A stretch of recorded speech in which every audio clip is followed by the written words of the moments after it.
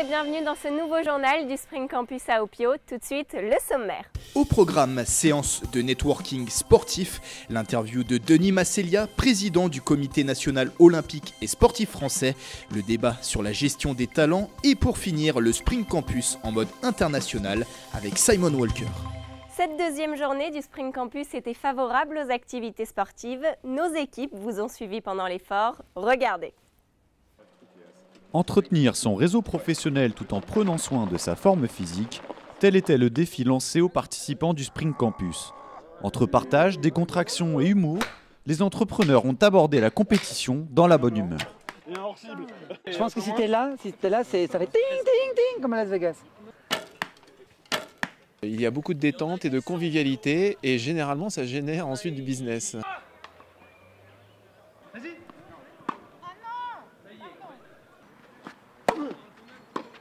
Yes, c'est belle celle-là.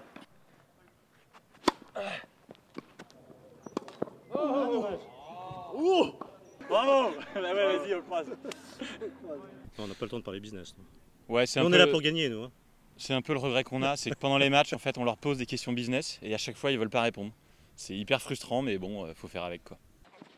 Dispatchés en équipe mixte d'une vingtaine de personnes, compétiteurs dans l'âme et simples adeptes de l'effort physique, se sont adonnés à tout un panel de disciplines, les plus téméraires tentant même la traversée.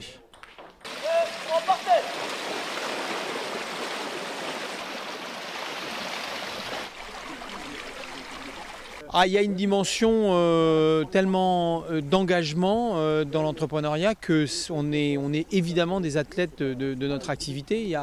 Les amateurs, ça ne peut pas le faire dans notre spécialité. Après, nous avons donc MacGyver. C'est ça, MacGyver. Regardez la tête. L'entreprise et le sport, c'est pareil. L'entreprise, c'est du sport. J'ai le plaisir d'être avec notre invité du jour, Denis Massélia, président du Comité olympique français. Bonjour. Bonjour. Alors, est-ce que vous pouvez nous dire pourquoi c'est important pour vous d'être au Spring Campus cette année? Alors, ce soir, on traitait des talents. Les talents en matière sportive, il y en a. Mais je crois surtout que ce qui est important, c'est de montrer que le monde du sport et de l'entreprise ont beaucoup à faire ensemble. Alors justement, avec le monde de l'entreprise, selon vous, quel est le lien qu'on peut établir entre les sportifs de haut niveau et les entrepreneurs?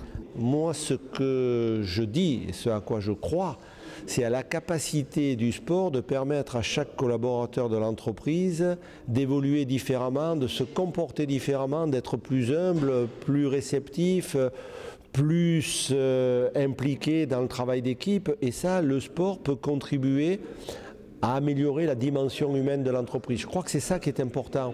Est-ce qu'il y a beaucoup de sportifs qui créent une entreprise après leur carrière?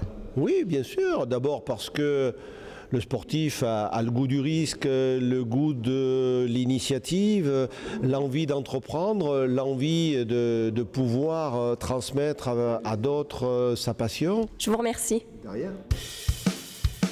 En 2014, les canons du recrutement changent. On veut des gens humbles, on veut des gens gentils. Et avec ces gens-là, on fait une communauté de gens heureux au travail. Quand j'entends parler de gentillesse, c'est vraiment, et je suis très très proche de ce sujet, un élément hyper important, c'est-à-dire savoir donner, rentrer en empathie, tout ce qu'on appelle les soft skills, la partie comportementale est fondamentale, et c'est pour ça que quand j'observe moi aussi des futurs collaborateurs, c'est bien la première chose que je regarde avant même de regarder la compétence ou le niveau d'études. Le diplôme n'est pas un élément déterminant au moment du recrutement.